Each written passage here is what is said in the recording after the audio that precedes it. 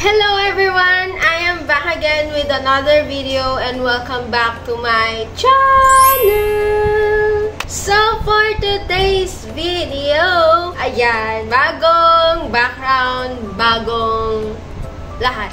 Ayan, kung makikita nyo sa previous video, mga glimpse ng video na nauna is finally, meron na kaming matatawag na tahanan ng aking pamilya. Yes! Na alam niyo yun, yung usual na ginagawa ng mag-asawa, bubukod, para sila na lang ang harit at reyna sa hay. So, basically, we're starting from the scratch. So, kung makikita nyo sa video na to, wala talaga kaming gamit, kahit na anong gamit, bukod sa gamit ko na nasa kwarto ko lang, and the rest is bigay na din ng parents ko. Unti lang naman yung binigay nila, ilan lang naman, 2 bangko, ayun, tas lamisita, and then the rest, wala na, as in, wala kaming gamit. Damit at mga, eto, gaming chair, yung aking desk, and yung nag-iisang Durabox, and then the rest, kanya-kanyang lagayan lang. And ayun na nga, sa video na to, parang gusto ko i-share sa inyo na yung usual na nakikita nyo sa mga Facebook post na okay lang magsimula nang wala kayong ganito, wala kayong ganyan. Actually guys, siyempre nagsisimula nga kami, wala kaming TV, wala kaming ref, wala kaming other appliances na makikita nyo talaga sa complete home kung tawagin. Kaya ako tinawag siya na complete home kasi nandun na lahat ng appliances. Ang appliances na meron lang kami is aircon, syempre yung aircon ko, and then yung electric fan, and then rice cooker. And wala pa kaming gas stove, wala kaming gas, wala kaming...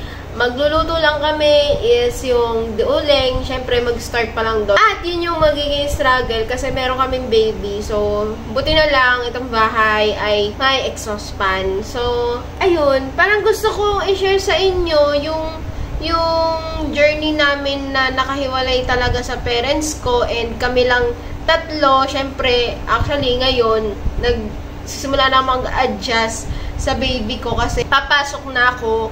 And, ang matitira na lang naman dito is yung husband ko. And, ayun. Parang, sa bahay na to, kami na lang yung kikilos, ganyan. Kami na lang yung magde-decision. Parang wala nang ibang magbibigay ng opinion, ganyan. Tapos, ako, personally, yung dadagdag ng mga gamit dito na gusto ko idagdag. And, syempre, ngayon is nagbabudget kami.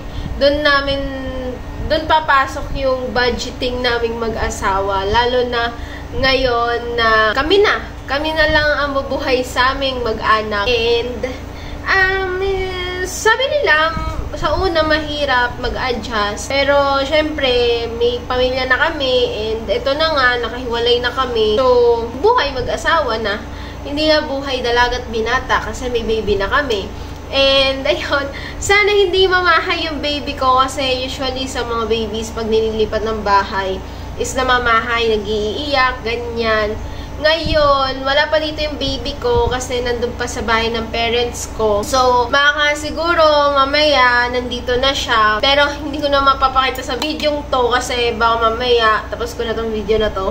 And, ayun, gusto ko lang naman sabihin sa inyo kung mag-partner kayo, live-in partner kayo, or bagong kasal kayo. Sa una, struggle kasi syempre, yung ipon nyo, mapupunta sa lahat ng pampundar nyo ng bahay at mga gamit nyo sa bahay. And, okay lang naman na hindi nyo kompletuhin lahat muna yung mga appliances or gamit na kailangan nyo sa bahay.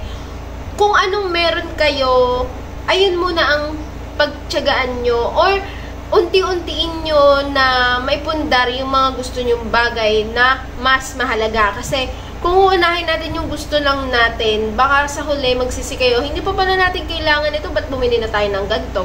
Mga ganyan, lalo-lalo na sa mga bagong kasal dyan, na wala pa kayong kids or wala pa kayong baby, mas better na unahin nyo muna yung bahay, saka na yung mga appliances.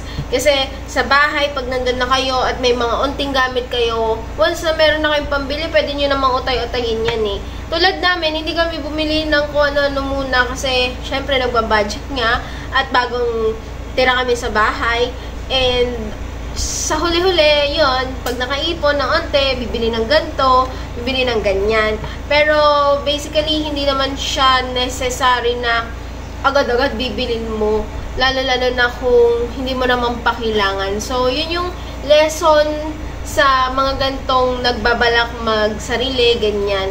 Na, unti-unti, pag dumating yung time na may pambili ka na at may panggastos ka na, pwede mo naman siyang bilhin. So, ayun, gusto ko lang i-share sa inyo, pero hindi pa ako mag-tour dito sa bahay kasi sobrang gulo pa.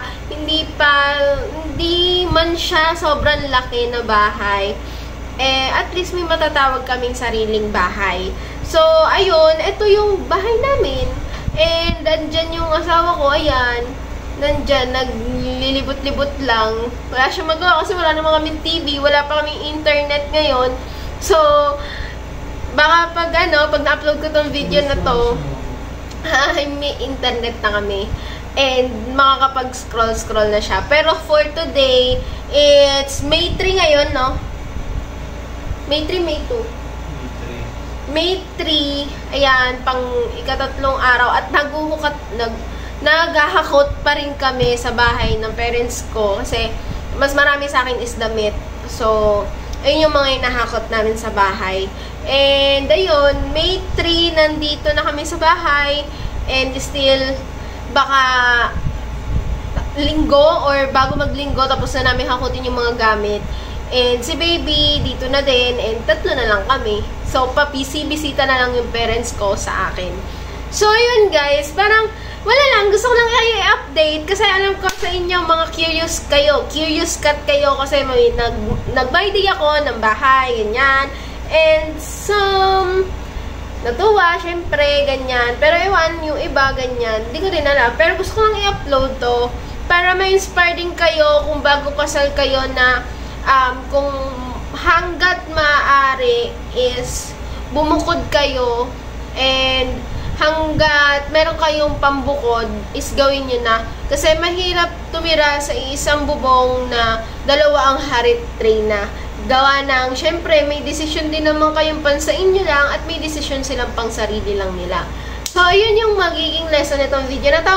If nagustuhan nyo tong video na to, please leave a thumbs up and comment down below kung may opinion ka sa mga ganong setup. And kung isa ka sa naka-experience ng ganong setup is comment mo na din dyan and subscribe to my channel, press the bell button to notify you on my next video. Bye!